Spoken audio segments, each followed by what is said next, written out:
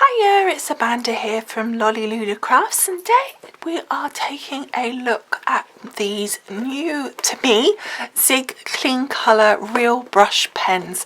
I have here a pack of 48 and I think that gives you a really nice selection of colours. It comes in bigger packs. You can't get a pack with every single colour in, but you can get individual colours as well. So you can get, I think you can get right down to a 12 pack as the smallest one, but as I say, you can get them individually as well. So if you wanted to, you could get, say, a 12 pack and add a few colours, or you could just get some individual colours. Now, I've always loved Zig pens. I've had the other Zig pens that you would have seen me use, and I've really liked them, and I have to say I am liking, so far I haven't played with these too much. I've just had a little sort of scribble around with them, but I really like them. So I thought I would share a little look at them with you. Okay, so first of all, as I say, this is a pack of 48, but just looking at the individual pen first of all and what makes them different. So taking something a little stronger in colour so you can see. The beauty of these is that they are literally what they say they are. It is a real brush. See, there we go. These are real bristles. Like, it's like having a paintbrush but with the pen. I mean, it's so cool. And then you've just got this beautiful rich colour. So I think that you're going to be able to do so many techniques, but you could also colour just really simply, and you can, if you're into calligraphy, so you can really get wide strokes, or you can go for on your point like that, and probably even thinner than that if you go really lightly, and it's just like using a paintbrush. But if you're not a massive colourer, or you're not feeling very confident in your colouring, I think these would really be good, because you've got just such a lovely rich tone, and the blendability of them, if you want to just start learning a little bit of colour blending, is so easy to make them blend that it makes you achieve a really good result with little effort, compared to perhaps if you're starting perhaps with the alcohol markers where you have to do a little bit more work to get them to blend in. This would be a nice start. And as a watercolour pen, because you've already got the brush there, you know, you can easily make them move about and get used to using it. But don't think because there's a brush on the pen that you can't do what you've done before, where you scribble on your block or a bit of plastic acetate or something and then use a paintbrush and water it down even further. You can easily do that even still. So the only thing that I would say is a must is that you use watercolour paper. You can colour on normal paper, but it just works so much easier. The colour goes on smoother, it blends easier, etc. if you use the watercolour paper. And here is the watercolour paper that is the Tim Holtz, so you've got the texture on this side. But if we come up here a minute and we get a couple of colours, just to show you, let's take the lids off. So we've gone from red to orange to yellow. It's a pretty standard blend that I see. So we blend our, let's get that bit wider so we can see it. So we put our red down, and then I blend into the red, and then some orange. Look how beautifully rich that is. And if you think, oh, that's a bit strong, you can just put a little bit of your red down, then get your pen, and not strong, you know, the line isn't soft enough. You can then just sort of do a bit more work, and then taking my yellow pen and then just going over that line, and again just taking it up and back again. You can just see how easy we can blend that down. And again, if you wanted, you could add more colour and blend that even more. And look how beautiful that looks. And it's just so simple to do and so easy, and the colours are really lovely. But you don't have to stick, as I say, you can do this. There's a different set of colours. You can do this with water as well, so you could get another effect. So let's just turn this over and we'll go on the rumply side, as I call it. So let's take some other colours.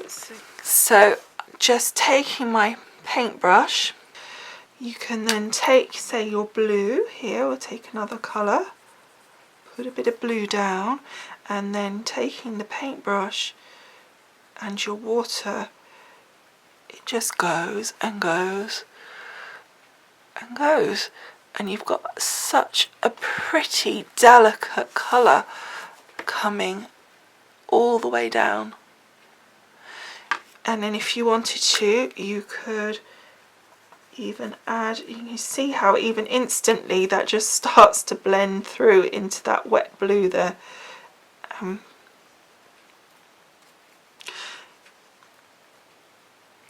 just taking a bit of the blue on the page there, just bringing that down, and look at that.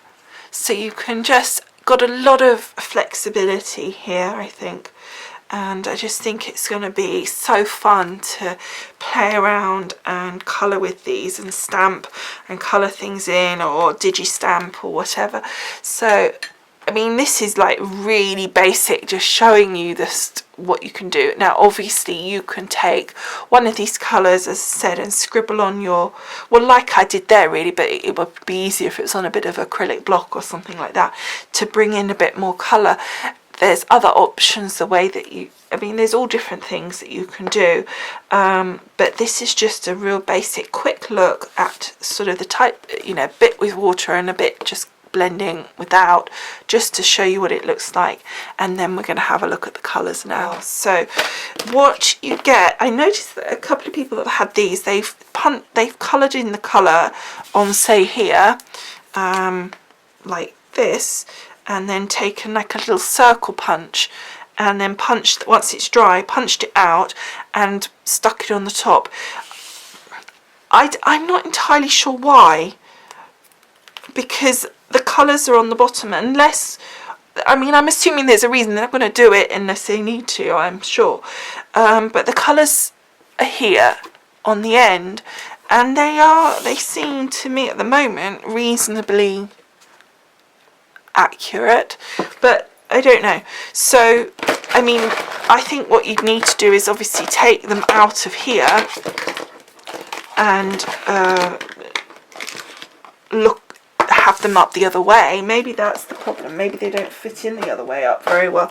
I just wanted to show you as well while I'm here, there's some really nice delicate colours as well. I mean, can you imagine with that? My water's a bit green now, but hopefully it'll be clean enough.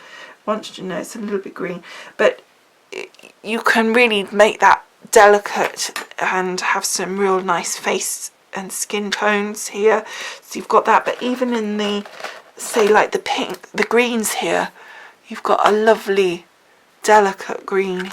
So you've got the stronger colours, and the stronger colours, of course, you see, this is why I said even the smaller packs, I'll just get these out as I'm talking, the smaller packs of colour you can still make use of, because you can get sort of so many tones. I mean, here you saw you've got from dark to quite pale, so you can make use of, say, the stronger colours by just getting a few and then blending them down. Sorry, I'm so distracted because I haven't actually looked at them all properly myself yet, and I got myself distracted then. So look at these, aren't they beautiful? And I don't know if it's easier seeing that, but I kind of like looking at the end as well. Okay, so some nice pinks and reds and oranges. I probably shouldn't sort them here now. I kind of mixed them up because I took a photo the other day. You guys on my Instagram had got an advanced peek at knowing about these, because I took a photograph of it and popped it on my Instagram. So I sort of didn't realise, and I tipped them out with, because the other box that my zigs came in, it the it was held in place, the pens. It had like a rack inside the box, so I didn't realise this time that it hadn't. They're beautiful colours.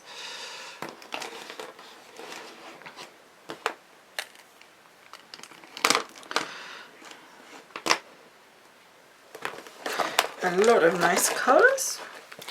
Another, quite a nice lot of greens as well, which is nice because you get a nice lot of tones on your, look, you've got your mossy greens and your sort of grassy greens and bright greens, and obviously these lovely turquoisey type ones as well, which I'm actually going to separate. I'm just trying to sort of pull them into some sort of order. And then in this bigger pack you've got some lovely greys as well, greys and sort of taupe colours, and the black obviously, so that's really good because sometimes you don't get that, and they're actually really helpful for shadowing and stuff. And obviously your browns and things. Oh, I've got a purple in there, that's an odd one. I'll take him for a minute. You can still see him, rats. So we've got some, I'm trying to put the greys and taupes differently, but they're kind of crossing over, which is really nice because your browns and your greys, there's like that sort of taupey grey tone in the middle, which is a really nice colour to have.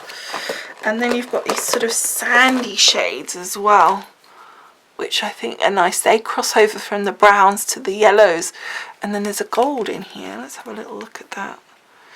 And they have on them, this is called ochre, but they've got a name and a number. So this looks like a really nice kind of gold tone to me. So you've got those. I'm going to put those over there with the yellows at the moment. And I'm still grabbing onto this purple, so let me grab out the purples. We've got these lovely lavender. So you've got like a pinky purple and then a lavendery purple, which is really nice.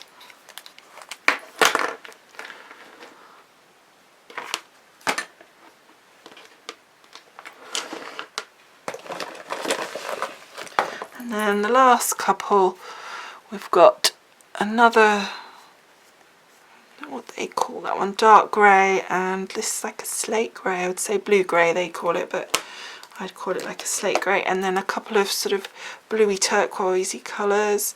What do they call it? Cornflower and light blue. Okay, it's just blue then. And that, if you can just see them, hopefully if I move these ones down a bit. There we go. That is the 48 colours. So really nice selection. But I really don't think, if you don't want to invest in so many, you don't need to. I'm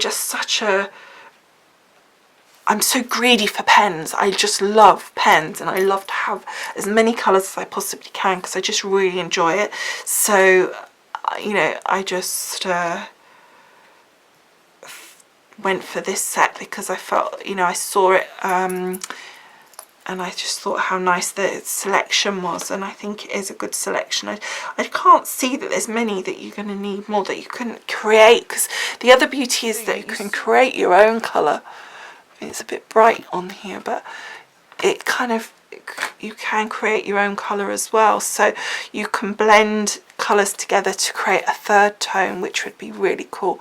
So even with a very few colours you can create quite a number of colours. And just before we go, just to show you how I've put these back in the box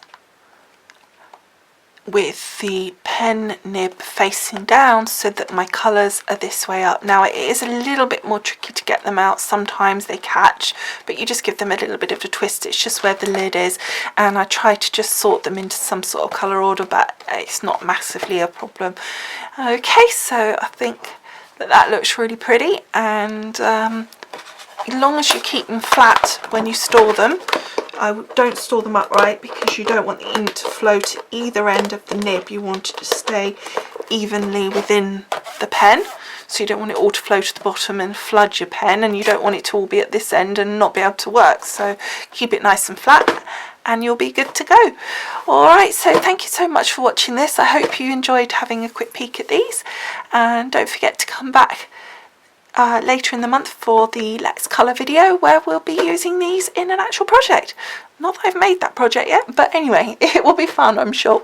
Okay, thank you so much for watching, and I'll see you again soon. Bye for now. Bye.